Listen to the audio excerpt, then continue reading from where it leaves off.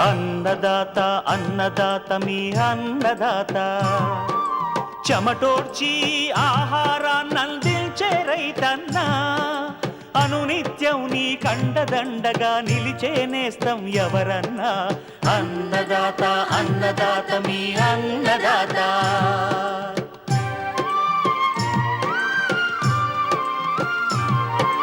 నూతన రీతుల సాగుబడికి నూరింతలు పెరిగే దిగుబడికి సూచనలిచ్చే సస్య రక్షణకు పశు పోషణకి శాస్త్ర విజ్ఞానం అందించి ముందుకు నడిపే తెలుగు రైతు భారతదేశానికి మకుటం అయ్యేలా తీర్చిదిద్దే ఆశయంతో మిమ్ము మేలు కొలిపేది అన్నదాత అన్నదాత అన్నదాత మీ అన్నదాత అన్నదాత అన్నదాత మీ అన్నదాత. అన్నదాత ప్రేక్షకులకు నమస్కారం. ఈనాటి ముఖ్యాంశాలు: వరి మాగాణుల్లో రెండో పంటగా వెద పద్ధతిలో జొన్న సాగు, రైతు అనుభవం. అల్లం సాగుకు విత్తన సేకరణ, విత్తే విధానం. ప్రస్తుతం మామిడి తోటల్లో చేపట్టాల్సిన సస్యరక్షణ చర్యలు. ఇంకా జై కిసాన్ వ్యవసాయ సమాచారం.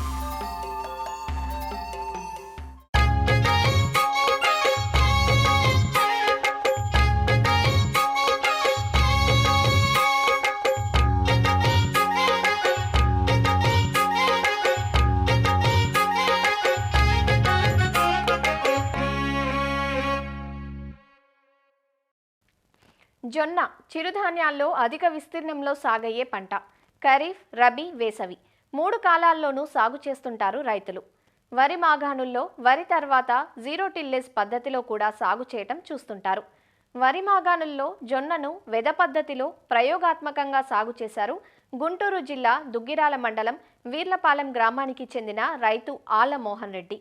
ఈ పద్ధతి వల్ల తక్కువ విత్తనం, సమయం ఆదా కావటం, కూలీల అవసరం తగ్గటం, వెరసి సాగు ఖర్చులు తగ్గాయంటున్న ఆళ్ల మోహన్ రెడ్డి అనుభవాలను మనము తెలుసుకుందాం.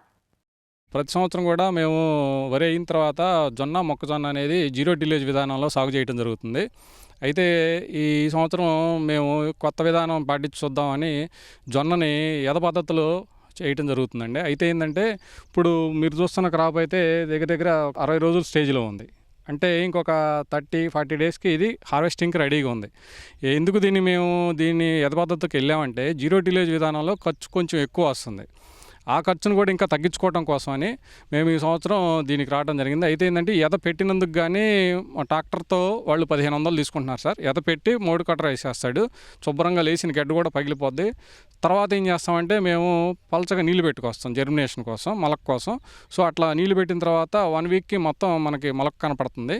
సో అట్లా మొలక వచ్చిన తర్వాత ఆఫ్టర్ 15 డేస్కి మళ్ళీ మేము మైక్రోన్యూట్రియన్స్ వాడటం జరుగుతుంది.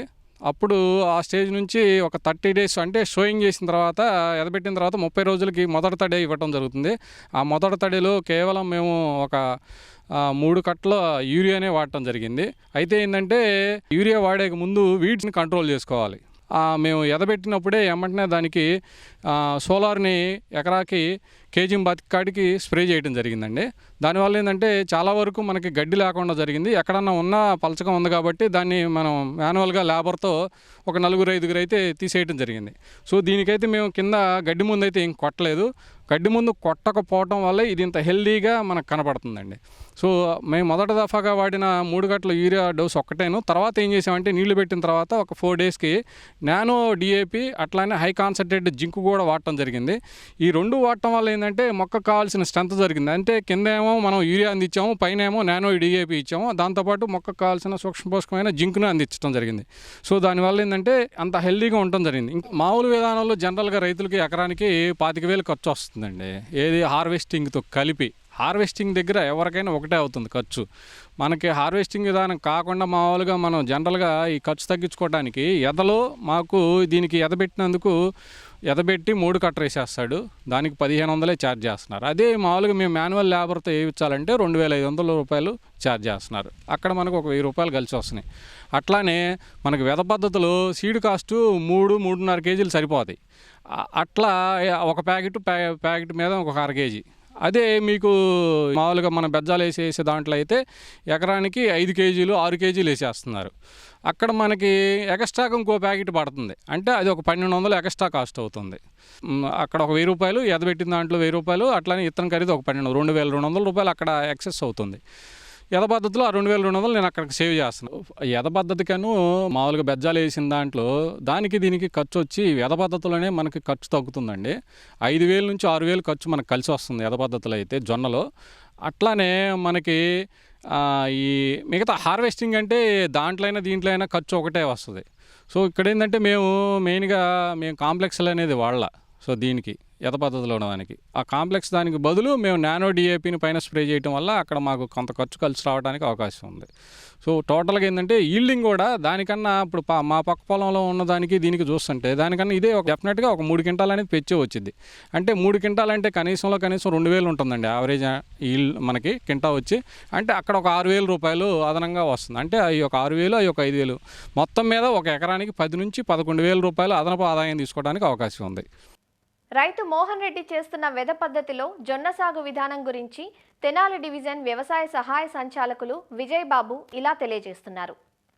ముఖ్యంగా మన దుగ్గిరాల మండలం తెనాలి సబ్ డివిజన్ పరిధిలో ఆలమోహన్ రెడ్డి అనే రైతు ప్రయోగాత్మకంగా తక్కువ ఖర్చుతో మనం దిగుబడులు పొందాలనే అంశం మీద ఒక నూతన వరవడితో పంట మార్పిడి విధానాన్ని కూడా మనం ప్రోత్సహించాము. దానిలో భాగంగా తను ఏం చేశారంటే ఈ యొక్క సీడ్ డ్రిల్తో ఈ యొక్క జొన్నని తీసుకోవడం జరిగింది. ఈ మాన్యువల్ వీడింగ్ చేయటం, అదేవిధంగా తక్కువ ఎరువులు వాడటం. ఇప్పటి వరకు తను వాడింది చూసుకున్నట్టయితే 2 బస్తాలు యూరియా మాత్రమే వేశారు. అదేవిధంగా మైక్రోన్యూట్రియంట్ కింద జింక్ అనేది వేయడం జరిగింది. సో పైరు చాలా చక్కగా ఉంది.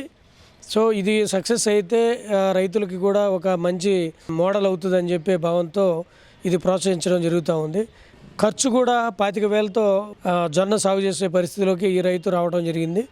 అదే మొక్కజొన్న చూసుకున్నట్టయితే మనకి పెట్టుబడి 40,000 నుంచి 45,000 రూపాయలు ఈజీగా ఖర్చు వెచ్చిస్తున్నారు. కాబట్టి ఈ యొక్క వెద పద్ధతిలో జొన్న వేసుకున్నట్లయితే ఇంకొక 4,000 రూపాయలు మనకి సేవ్ అవుతుందని చెప్పి రైతు యొక్క మాటల్లో కూడా మనము వినటం జరిగింది. వాళ్ళకి తగిన ప్రోత్సాహం ఇచ్చినట్లయితే డెఫినెట్గా మనకి ఈ రాబో రబీలో నెక్స్ట్ ఇయర్ నుంచి అయినా కూడా మనకు కొంత మార్పు చేయడానికి అవకాశం ఉండదని చెప్పి తెలియజేస్తున్నామండి.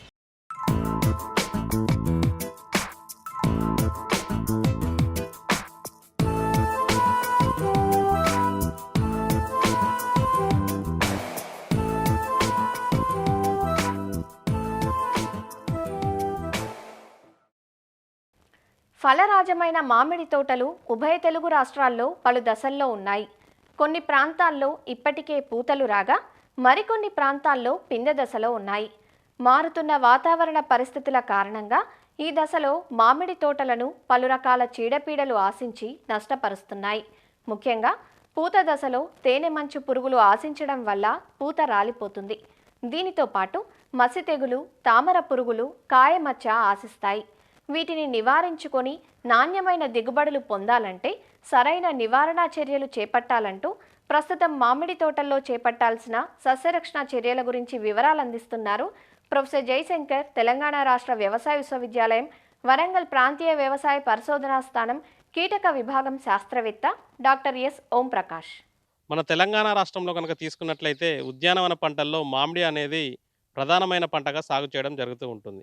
ఈ యొక్క మామిడిని ప్రస్తుత వాతావరణ పరిస్థితుల్లో కనుక తీసుకున్నట్లయితే కొన్ని రకాల చీడపురుగులు అనేటివి ఆశించి ఎక్కువగా నష్టాన్ని కలగజేస్తున్నాయి. అందులో ప్రధానంగా ఈ రసం పీల్చే పురుగుల్లో ఈ యొక్క పచ్చదోమ, దీన్నే మనము తేనె మంచు పురుగు అని కూడా అంటాము.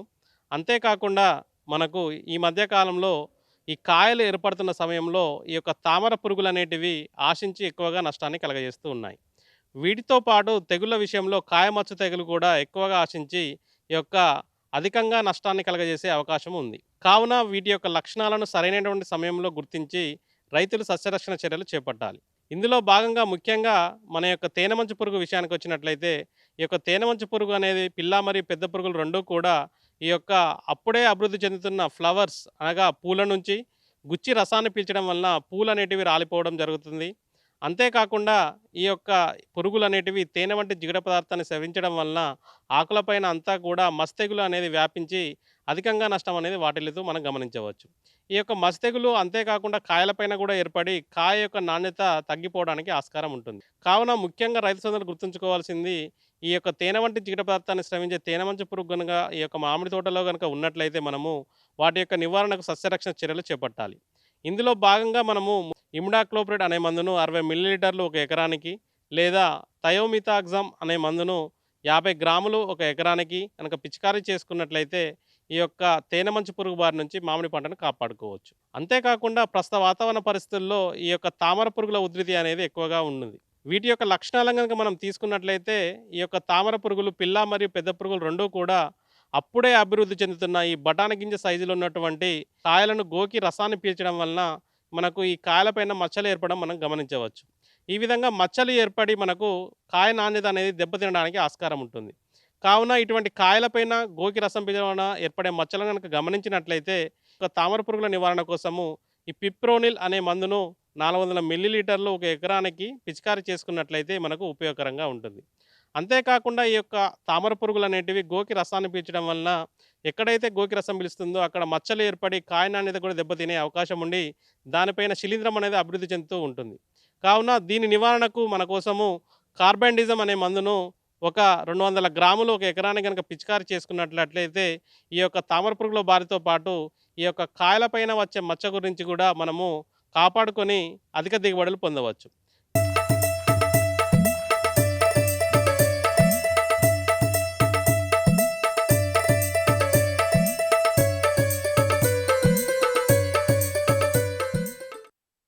సుగంధ ద్రవ్య పంటగా అల్లం సాగుకు ఇటీవల ప్రాధాన్యత పెరుగుతోంది. ఔషధ పరంగా కూడా దీని వినియోగం అధికంగా ఉండటంతో వాణిజ్య సరళిలో అల్లం సాగుకు రైతులు ముందడుగు వేస్తున్నారు. కేరళ, ఒడిశా, మేఘాలయ రాష్ట్రాల్లో విరివిగా పండే అల్లం తెలంగాణ జిల్లాలైన ఉమ్మడి జహీరాబాద్, సంగారెడ్డి, మెదక్, రంగారెడ్డి జిల్లాల్లో అధికంగాను, ఆంధ్రప్రదేశ్లోని విశాఖపట్నం, ఉభయ గోదావరి జిల్లాల్లో కొంతవరకు ఉంది.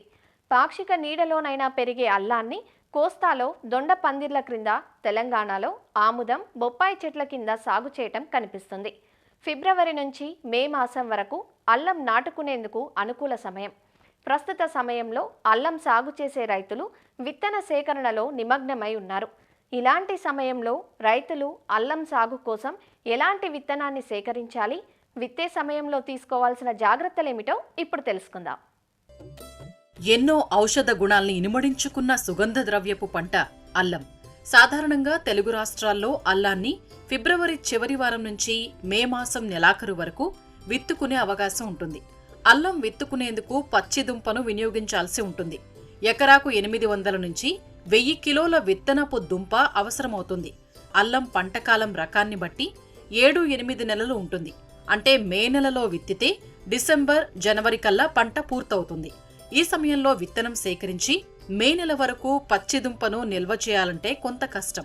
అయితే కొంతమంది రైతులు అల్లంలో అధిక దిగుబడి సాధించేందుకు లేదా మార్కెట్ ధరలు తక్కువగా ఉన్న పరిస్థితుల్లోనూ పంటకాలం పూర్తయిన తర్వాత మరో 3 నుంచి 4 నెలల పాటు భూమిలోనే ఉంచుతారు.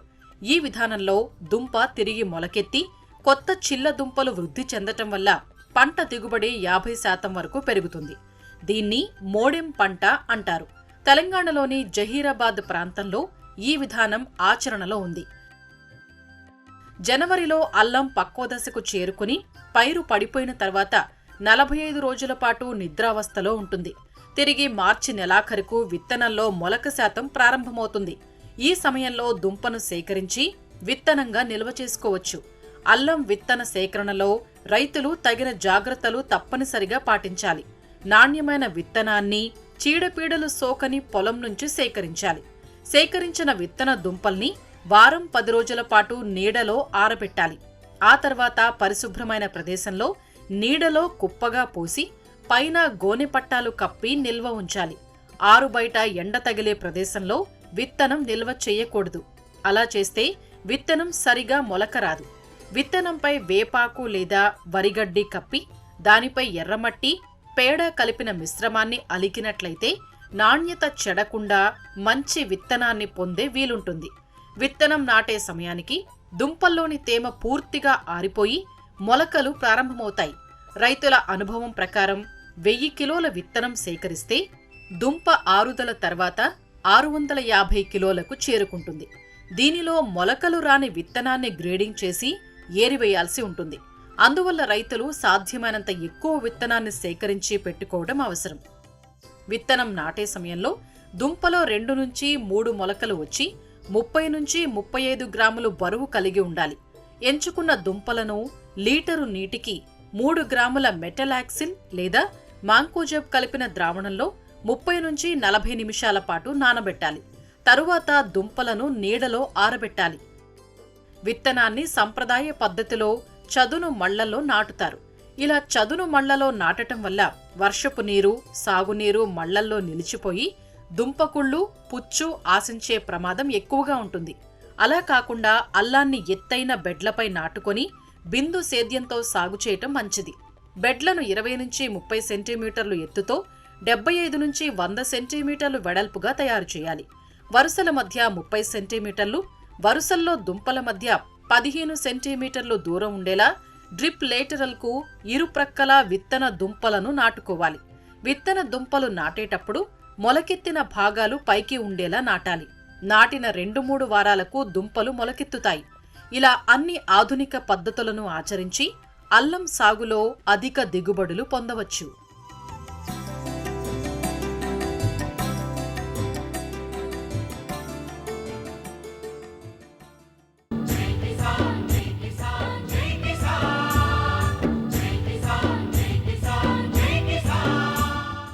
వ్యవసాయ సమాచారం ఇప్పుడు జై కిసాన్లో చూద్దాం.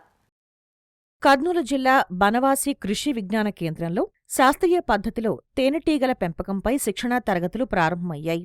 ఫిబ్రవరి 25 నుంచి మార్చి 3వ తేదీ వరకు వారం రోజుల పాటు ఔత్సాహికులకు కేవీకే శాస్త్రవేత్తలు శిక్షణ అందించనున్నారు.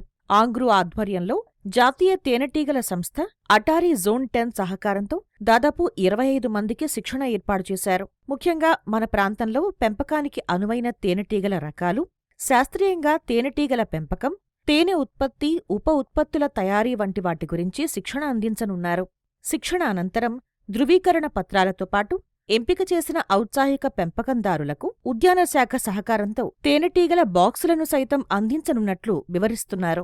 ఈ శిక్షణా కార్యక్రమానికి మనకి 25 మంది ఔత్సాహిక యువతీ యువకులు కర్నూలు, నంద్యాల, కడప మరియు చిత్తూరు జిల్లాల నుంచి మన ఈ శిక్షణా కార్యక్రమానికి కృషి విజ్ఞాన కేంద్రం బనవాసికి రావడం జరిగిందండి. ఈ ప్రాంతానికి అనువైన తేనెటీగలు, నెక్స్ట్ వచ్చేసి వాటిని శాస్త్రీయంగా ఏ విధంగా పెంచుకోవాలి, తేనెటీగలకు వచ్చే తెగుళ్ళు, వాటికి శత్రువులైనటువంటి ఇతర కీటకాలు, నెక్స్ట్ వచ్చేసి తేనెని ఏ విధంగా ఉత్పత్తి చేయాలి, ఏ విధంగా ఉత్పత్తి అయిన వాటిని సేకరించాలి, ఇదే కాకుండా మన తేనెటీగలో వాల్యూ యాడెడ్ ప్రొడక్ట్స్ అంటే విలువాధారిత ఉత్పత్తులు, వీటన్నిటి మీద మనకి ఇక్కడ 7 రోజుల పాటు ప్రాక్టికల్ గా మన బనవాసి కృషి విజ్ఞాన కేంద్రంలో శిక్షణ ఇవ్వడం జరుగుతుందండి. పండ్ల తోటలకి, పూల తోటలకి మరియు నూనె గింజల పంటలలో ఎకరాకి 20 నుంచి 25 బాక్సులు పెట్టుకోవాలండి. ఈ 20 నుంచి 25 బాక్సులు పెట్టుకోవడం వల్ల మనకి పరపరాగ సంపర్కం బాగా జరిగి పండ్ల తోటల్లో కానీ, పూల తోటల్లో కానీ, మరియు నూనె గింజల పంటల్లో కానీ, ఇతర తోటల్లో ఇతర మన ఫీల్డ్ క్రాప్స్ లో కూడా ఉత్పత్తి బాగా జరుగుతుంది. ఎక్కడైతే తేనెటీగల బాక్సులు పెట్టుకున్నామో అక్కడ మనకి రీసెర్చ్ పరిశోధన ఫలితాలు వాళ్ళ 20 నుంచి 30% దిగుబడి పెరుగుతుందండి. ఎవరైతే బాక్సులు పెంచుకుంటారో వాళ్ళు ఇతర రైతులకి అంటే ఉల్లి ఉత్పత్తికి కానీ, ఇతర పండ్ల తోటల్లో మనకి సంపర్కం జరగడానికి కూడా ఈ బాక్సులను ఇచ్చి వాళ్ళకు కూడా దిగుబడి పెంపొందించడానికి దోహదపడడంతో పాటు వాళ్ళు కూడా నికర ఆదాయం పెంచుకోవడానికి అవకాశం ఉంటుంది. రైతులు కూడా బాగా పండ్ల తోటలు, పూల తోటలు మరి ఇతర మన ఫీల్డ్ క్రాప్స్ ఉన్న చోట పెట్టుకుంటే నెలకి 2 నుంచి 3 కేజీల తేనె మనకు బాక్స్ నుంచి తీసుకోవచ్చు. అట్లా ఒక ఎకరాకి 20 బాక్సులు నికరంగా పెట్టుకున్నా కానీ 60 కిలోల తేనె ఉత్పత్తి అవ్వడం జరుగుతుంది. ఈ శిక్షణ కార్యక్రమము ముగింపు రోజు మనకి సర్టిఫికేట్ ఇవ్వడంతో పాటు డిపార్ట్మెంట్ ఆఫ్ హార్టికల్చర్ వారి సమన్వయంతో mission for integrated development of horticulture scheme కింద 40% సబ్సిడీతో ఎవరైతే ఇంట్రెస్ట్ ఉన్నారో దాన్ని మెయింటైన్ చేయగలరో వారికి మాత్రమే హార్టికల్చర్ వారి సహకారంతో 40% సబ్సిడీ మీద మనకి బీ బాక్స్ కూడా సెలెక్టెడ్ బీ కీపర్స్ కి, బీ ఫార్మర్స్ కి ఇవ్వడం జరుగుతుందండి. పెరిగిన పెట్టుబడులు, అదుపు సఖ్యం కాని చీడపీడలతో సాగు ఖర్చులు పెరిగిపోతున్నాయంటూ నెల్లూరు జిల్లా రబీ వరి రైతులు ఆందోళన చెందుతున్నారు. జిల్లాలోని కోవూరు, నెల్లూరు రూరల్, సర్వేపల్లి, సంగం, గూడూరు తదితర ప్రాంతాల్లో దాదాపు 5 లక్షల ఎకరాలలో రైతులు వరి నాట్లు వేశారు. ప్రస్తుతం వరి పంట వెన్ను దశలో ఉంది. పంటపై దోమ ప్రభావం ఎక్కువగా ఉందని, నివారించేందుకు వేల రూపాయలు ఖర్చు పెట్టాల్సి వస్తోందంటూ రైతులు వాపోతున్నారు. ప్రతి ఒక్కటి రేట్లు లేకపోతున్నాయి, పిన్నికట్లు దొరకటం లేదు. ఈ రేట్ డిమాండ్ అయిపోయింది, బ్యాగులో కొనాల్సిందే. కూలీలు చూస్తే ఎక్కువ ఖర్చు అయిపోతుంది. అంగళ్ళు అయితే 350, మామూలు సొసైటీలు అయితే 270. అయ్యే ఇప్పుడు 5 ఆళ్ళు కొట్టాం, పనే చేయటంలే. మళ్ళీ ఇప్పుడు ఎదురు చూడాలి, కొట్టాలి. కొట్టి మా పని అయిపోతుంది సార్. పెట్టుబడులు పెరిగిపోయినాయి, కూలీలు చిక్కటం లేదు. కూలీలు కలుపుకు 350 రూపాయలు, ఎకరా నార తీస్తే 7,000 అడుగుతున్నారు. పురుగు మందులు చూస్తే 2-3 సార్లు కొట్టింది, ఏ పురుగు చావటం లేదు. ఇప్పుడు మరీ దోమ హింస పడుతుంది. పెట్టుబడి మన నాట్ల కాడి నుంచి కోత కోసే లోపల ఎకరాకి 40,000 ఖర్చు అవుతుంది. ఇంక వడ్ల రేట్లు రేపు మార్చి నెల ఆఖరిగా మార్చి నెల ఏప్రిల్ 15 వస్తాయి. అప్పుడు వడ్ల రేట్లు కానీ ఉంటే రైతుకు ఆదాయము. రైతు పరిస్థితి ఏంటంటే ముందులో పనిచేయటం వల్ల దోమకే ఎన్నిసార్లు కొట్టినా కూడా ఆ దోమ అట్నే ఉంటుంది. అది ఏమి పనిచేయడం, ఎకరాకి 1300, 1400 తీసుకుంటున్నారు.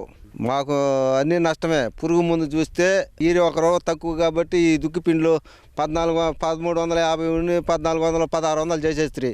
1900, 1026, 1900 మేము ఏం చేయగలిస్తే రైతుకి గిట్టుబాటు ధర లేకపోయా. ఏటా సాగు ఖర్చులు భారంగా మారుతున్నా మద్దతు ధరలు మాత్రం నామమాత్రంగానే ఉంటున్నాయంటూ రైతులు వాపోతున్నారు. దీనికి తోడు ఎరువులు, పురుగుమందుల ధరలు పెరిగిపోయాయని, అంత ధర పెట్టి కొనుగోలు చేసినా సరైన ఫలితం ఉండడం లేదంటూ రైతులు వాపోతున్నారు. టయానికి రేట్లు ఉండవు, పోతే కాలువలు సరిగ్గా చేయట్లేదు, పురుగుమందులు ఎన్నిసార్లు కొడినా సరిగ్గా పనిచేయట్లేదు. నేను వ్యవసాయం గత 20 ఏళ్ళ మీద చేస్తున్నాను. ఈ 20 ఏళ్లలో చూసేంతట్లో గణనీయంగా ఇప్పుడు ప్రజెంట్ వ్యవసాయంలో మందుల పనితీరు చాలా దారుణంగా ఉంది. దీంట్లో అగ్రికల్చర్ సంబంధించిన శాస్త్రవేత్తలు కావచ్చు, అధికారులు కావచ్చు, ఎమ్మెల్యే రాజకీయ నాయకులు కావచ్చు, ఎవరు కూడా రైతుకు సరైన ఇది పట్టించుకోవట్లే. మందులపై పర్యవేక్షణ అనేది చాలా నిర్లక్ష్యంగా ఉందండి. ఆ పేపర్లకే దస్తావేజులకే అంకితమైంది తప్ప గ్రౌండ్ లెవెల్లో ఎవడు కూడా రైతుని పట్టించుకునేవాడు లేడు. చేసుకున్న దానికి అప్పులు పడడం తప్ప ఇంకేం ఉండదు. పురుగు మందుల పిండి కట్టల బాగా తినేస్తున్నారు మమ్మల్ని. ఏం చేస్తాం, కాకుంటే చేస్తూ ఉండాలా మేము.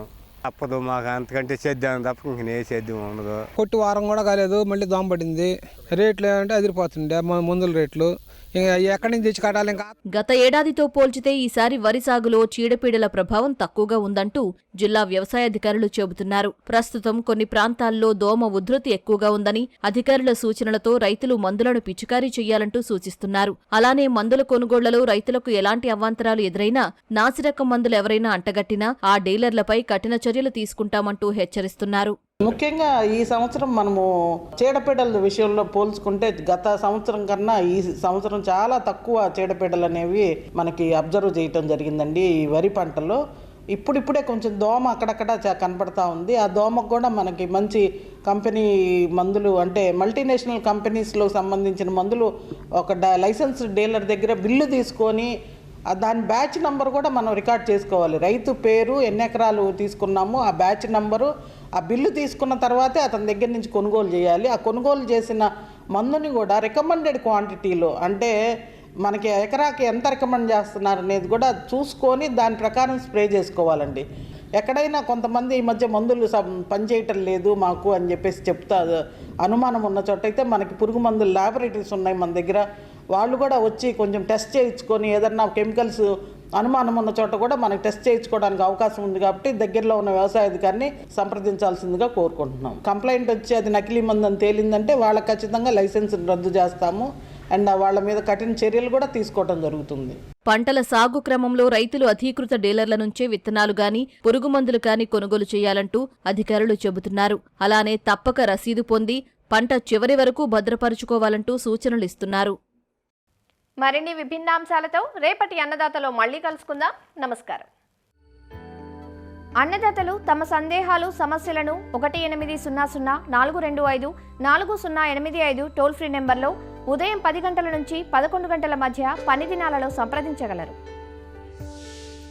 ఈ కార్యక్రమాన్ని యూట్యూబ్లో www.youtube.com/annadaata ETV లింక్ ద్వారా వీక్షించవచ్చు.